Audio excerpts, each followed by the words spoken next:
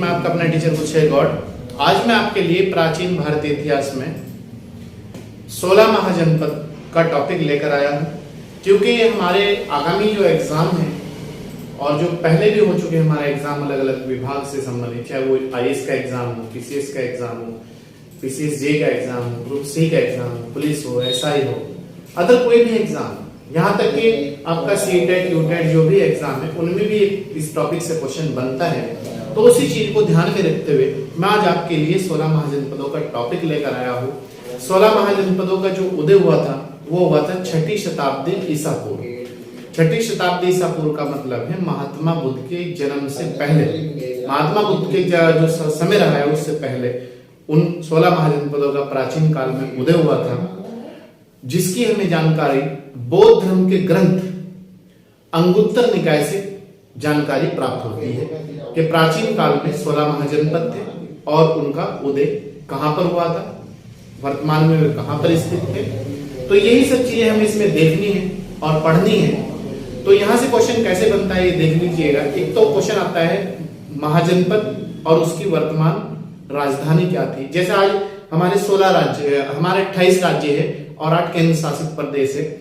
इसी तरीके से उस समय प्राचीन काल में राज्यों की तुलना कर लो, कम से कम, ज्यादा भी नहीं तो राज्यों की और उनकी राजधानी होती थी, तो उन्हें महाजनपद कहा गया है। ठीक है, तो वही क्वेश्चन बनता है और ये पूछ सकता है वर्तमान में वो कहां पर स्थित है।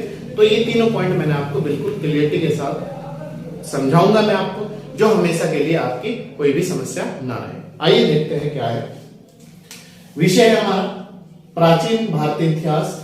टॉपिक है 6ठी शताब्दी ईसा पूर्व में 16 महाजनपदों का उदय। महात्मा बुद्ध के जन्म से पहले, याद रखना, महात्मा बुद्ध के जन्म से पहले 6ठी शताब्दी ईसा पूर्व में, ईसा पूर्व में, याद रखना, ईसा पूर्व में इन 16 महाजनपदों का उदय हुआ था। ईसा पूर्व में इन 16 महाजनपदों का उदय हुआ था। कौन सी ईसा पूर्व? 6ठी शताब्दी ईसा पूर्व। 16 महाजनपदों की जो जानकारी मिलती है, याद रखना, जानकारी वो मिलती है हमें बौद्ध धर्म का जो ग्रंथ है अंगुत्तर निकाय। तो इन 16 महाजनपदों की जो जानकारी मिलती है वो मिलती है हमें बौद्ध धर्म का जो धार्मिक ग्रंथ है अंगुत्तर निकाय। क्वेश्चन ये भी आ सकता है अंगुत्तर निकाय किस धर्म का धार्मिक ग्रंथ है? तो आप याद रखना ये बौद्ध धर्म का धार्मिक ग्रंथ है अंगुत्तर निकाय। तो आइए देखते हैं इसके बाद क्या है। जैसे आपका गांधार, गांधार की राजधानी क्या होती थी? तक्षशिला। गांधार की जो राजधानी थी वो थी आपकी तक्षशिला, और ये तक्षशिला वर्तमान में पाकिस्तान में स्थित है। ठीक है, तो अगर बाई चांस पूछ ले कहां पर है वर्तमान में, ज्यादातर का एग्जाम में आपके क्वेश्चन ये बनता है स्थान और उसकी राजधानी, लेकिन बाई चांस क्वेश्चन बन सकता है। ठीक है, जो हमारा आईएएस का एग्जाम होता है, पीसीएस का एग्जाम होता है, तो उनमें एक मैपिंग का क्वेश्चन भी आता है। तो वहां इन्हें 4 ऑप्शन दे देगा कि वर्तमान में कहां पर स्थित है, उन्हें सजाओ। मेंस में आता है क्वेश्चन, तो वहां भी इंपॉर्टेंट है हमारे लिए। नेक्स्ट है अंग। अंग की जो राजधानी थी वो थी आपकी चंपा। अंग की जो राजधानी होती थी वो थी आपकी चंपा, और चंपा जो थी वो वर्तमान में मुंगेर बिहार में स्थित है। चंपा जो स्थान था वो वर्तमान मुंगेर जिला है बिहार का, और बिहार राज्य है, वहां पर स्थित है। ठीक, मगध की जो राजधानी थी 2 थी, एक तो थी राजगृह और दूसरी थी गिरिब्रिज।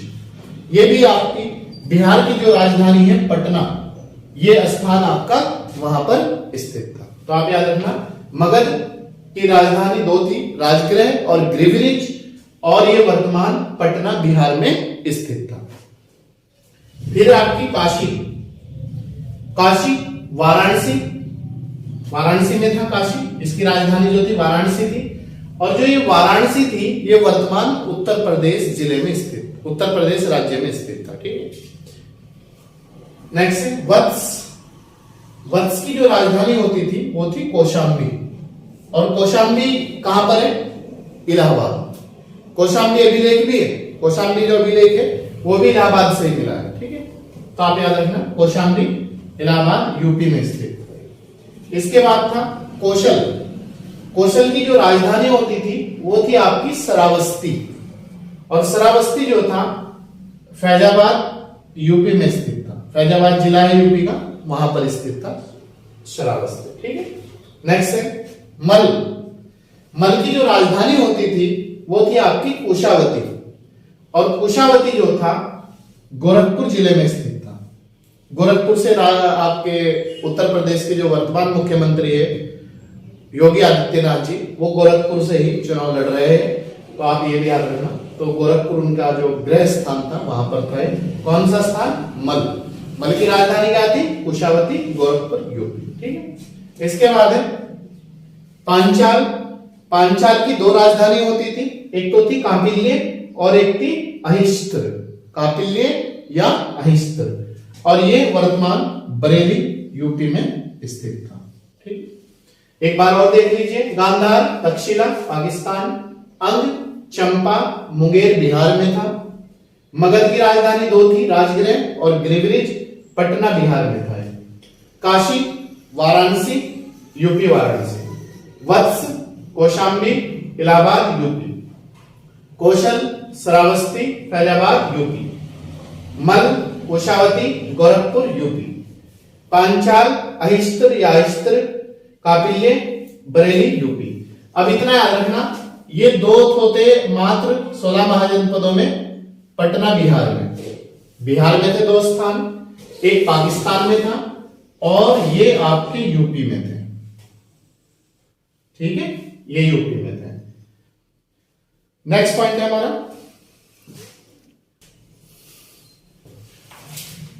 देखो इसके बाद हमारा नेक्स्ट पॉइंट है सूरसेन। सूरसेन की जो राजधानी होती थी वो थी आपकी मथुरा, और मथुरा कहां पर है वर्तमान में? यूपी। ठीक है, उसके बाद कुरु।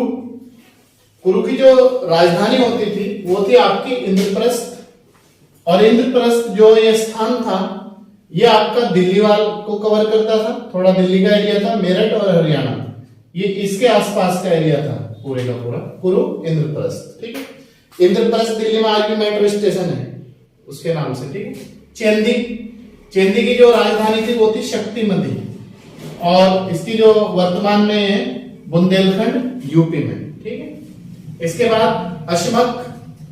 अशमक की दो राजधानी होती थी, पोतन या कोटली, और ये जो अशमक था, ये क्वेश्चन बहुत बार बार आता है एग्जाम में, ये याद रखना।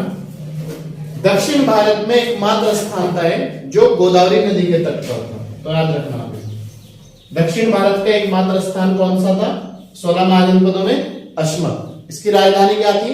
पोतन या कोटली। ठीक है, इसके बाद मत्स्य। मत्स्य की जो राजधानी थी वो थी विराटनगर। ये जो विराटनगर था ये आपका राजस्थान वाला एरिया था। राजस्थान में जयपुर के आसपास, भरतपुर, अलवर, तो ये वाला एरिया होता था उस समय। ठीक है, नेक्स्ट है अवंती। अवंती की दो राजधानी थी, उज्जैनी और महिषमती, और ये अवंती थी, ये वर्तमान में मालवा, जो मध्य प्रदेश का जिला है मालवा, वहां पर स्थित था। ठीक है, उसके बाद वज्जी। वज्जी की जो राजधानी थी वो तीन थी, वैशाली, मिथिला और विदय। वज्जी की राजधानी तीन थी, वैशाली, मिथिला और विदय। ये आपका दरभंगा यूपी में स्थित था, दरभंगा जिला है बिहार का।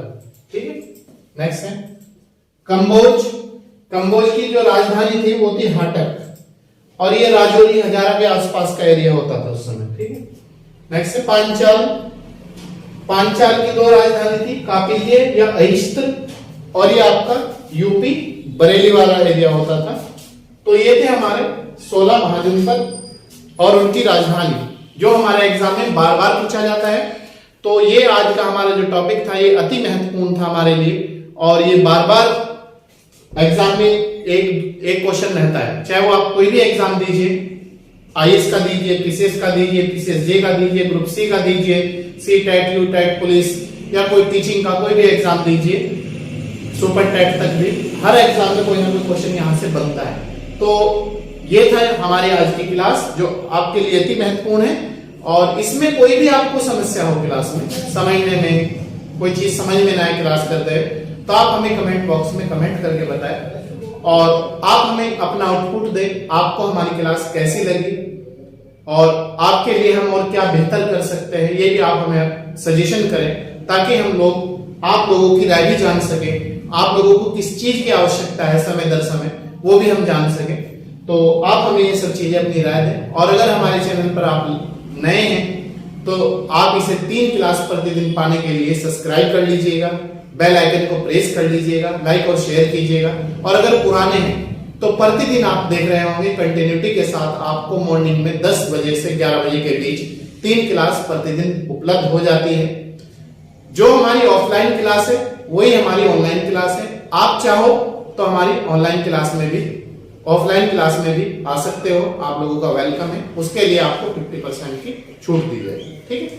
बाकी आप अच्छी तरीके से तैयारी करें और बेहतर प्रकार से आप पढ़ाई करें कंटिन्यूटी के साथ। चलिए मिलते हैं आपसे हम नेक्स्ट क्लास में, तब तक आप अच्छी तरीके से मेहनत के साथ आगे बढ़े और हम आपके साथ हैं, हमारी पूरी बिना इस कैंपस की टीम आपके साथ है, ठीक है। चलिए मिलते हैं।